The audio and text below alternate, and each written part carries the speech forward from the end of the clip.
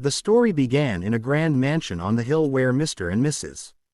Wallace, a wealthy couple known throughout the city, lived with their twin children, Ethan and Emily. The twins had been born blind, a condition that filled their parents with sorrow despite their wealth and success. They had tried everything, from doctors to healers, from distant clinics to expensive specialists, but nothing changed. The children grew up in darkness, unable to see the world around them, and the mansion, despite its beauty, felt like a prison of silence and sadness. The parents loved their children deeply, but over the years they grew weary and bitter, blaming fate for the cruel twist that money could not fix. One summer afternoon, Mrs. Wallace decided to hire new help. Many maids had come and gone, none lasting long because of the strict rules of the mansion. But then came Grace, a young black woman who walked into the grand hall with calm confidence and warm eyes. She spoke gently, her voice carrying kindness that immediately caught the twins' attention. Unlike others, she didn't show pity when she met Ethan and Emily. Instead, she greeted them as if they were no different from any other children. She knelt down beside them, letting them feel her hands, her bracelets, even the fabric of her clothes, and she described the colors she wore in words so alive that it felt as if she painted pictures in their minds. At first, the Wallaces were skeptical. Grace seemed too simple, too ordinary, to bring any change into their complicated lives. But something about her presence was different. On her first night, she told the children stories. She described the sunrise, the glittering stars, the golden glow of candles, and she spoke as though she had seen beauty not only with her eyes but with her heart. Ethan and Emily listened in silence, feeling for the first time that someone understood their world. Grace's words filled their dark nights with light their eyes could not see. Days turned into weeks, and Grace began to spend more time with the twins. She did not only serve food or clean rooms, she sang with them, prayed with them, and taught them how to imagine things they could not see. She encouraged them to walk outside barefoot and feel the grass beneath their feet. She held their hands as they touched flowers, trees, and stones, describing every detail, the softness of petals, the roughness of bark, the warmth of the sun on their faces.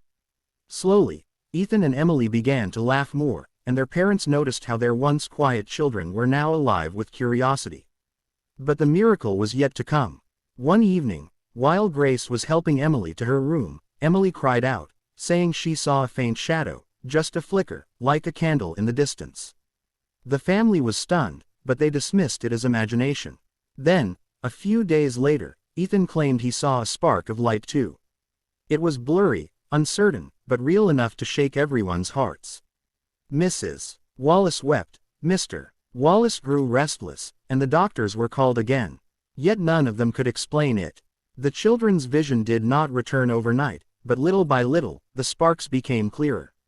They started recognizing shapes, then colors, until the day came when they both opened their eyes and truly saw their maid Grace standing before them, smiling through tears. The mansion that had once been filled with sorrow now rang with laughter and joy. Grace was no ordinary maid. She was the one who brought hope, faith, and light back into their lives. The days after the children first began to see were filled with a mixture of wonder and disbelief. Ethan and Emily woke each morning eager to test their new senses, reaching for objects, staring at faces, and marveling at the smallest details. What once was darkness now burst into colors they had never imagined. Grace became their guide, teaching them the names of everything they saw. She would hold up a rose and say, "This is red," then place it in their hands so they could connect the color with the touch. She made them trace the blue sky with their fingers pointing upward and explained how it changed from bright at noon to soft at dusk. Their parents watched in awe, torn between gratitude and guilt for not believing in miracles sooner. But with this newfound vision came challenges. Ethan grew restless, running through the mansion, bumping into furniture, desperate to explore what he had missed for years. Emily, on the other hand, became overwhelmed. The flood of sights frightened her at times, and she would cling to Grace, begging for comfort. Grace understood both children in ways even their parents could not. She calmed Emily by speaking softly, helping her breathe and focus on one thing at a time. She guided Ethan with patience, teaching him to slow down, to balance excitement with awareness. Mr. Wallace grew curious about Grace's influence. He began asking her about her past, wondering how a maid could have such wisdom. Grace only smiled and said she had grown up in hardship but had learned to see the world with faith rather than fear. She spoke of her grandmother who always told her that true sight came from the heart before it came from the eyes. Though Mr. Wallace remained skeptical, he could not deny the results before him. One afternoon, the twins begged Grace to take them outside the gates for the first time. Their parents hesitated, worried about exposure and danger, but Grace convinced them that the children needed to see the world beyond the mansion. So, she led Ethan and Emily into the busy town. The twins were astonished. They stared at carriages, lights, birds, people, and colors everywhere. For the first time, they realized life existed beyond their own walls. Strangers noticed the children's wonder and smiled, though some whispered about the mysterious maid who seemed to perform miracles. Back at home, a new problem began to brew. The longtime staff of the mansion grew jealous of Grace. They whispered that she was gaining too much attention, that the twins loved her more than their own family. One of the older maids even accused Grace of using tricks or charms. Mrs. Wallace dismissed these rumors at first, but a seed of doubt took root in her mind. Could Grace really be trusted? Episode 4 unfolded with tension between gratitude and suspicion. The Wallaces invited a renowned doctor from overseas to examine the twins. After hours of tests, the doctor admitted he could not explain the recovery scientifically. Their vision, though fragile, was undeniably improving. He warned, however, that stress or shock could damage their progress. This warning caused Mrs. Wallace to become protective again, questioning whether Grace was exposing the children to too much. Meanwhile, Ethan and Emily grew more attached to Grace, calling her their second mother. They insisted on sleeping in rooms near hers, asking her to read them bedtime stories, and holding her hands even in front of their parents. This closeness cut deep into Mrs. Wallace's heart, and one night, she confronted Grace directly.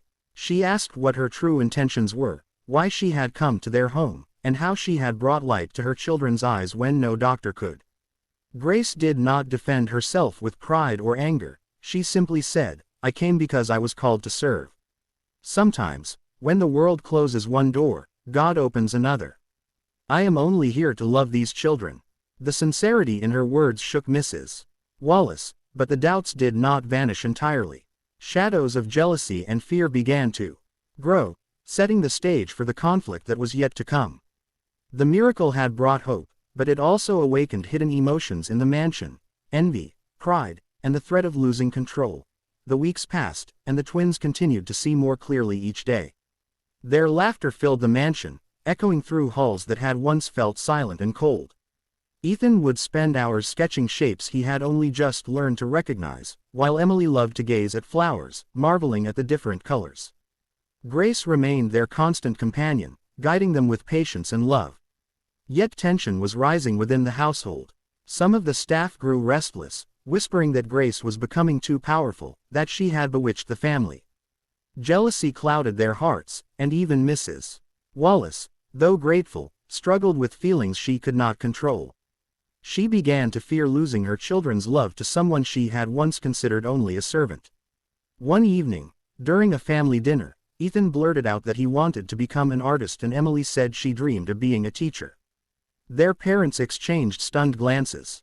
For so long, they had believed their children would live hidden lives, dependent and sheltered. Now, they were speaking with hope and ambition. Grace encouraged their dreams, telling them that blindness had not defined them before and vision would not limit them now. Mr. Wallace was moved, but Mrs. Wallace felt her authority slipping. That night she confided in her husband that perhaps Grace was overstepping her place. Mr. Wallace disagreed, reminding her that it was Grace who had brought the miracle they had prayed for. Still, doubt lingered in her heart. Soon, a wealthy neighbor named Mrs. Harrington visited the mansion. She had heard rumors of the children's recovery and was eager to see for herself. Upon meeting Grace, she looked at her with suspicion and whispered to Mrs. Wallace that such miracles often came with hidden costs. "Be careful," she said, "not everyone who enters your home brings blessings."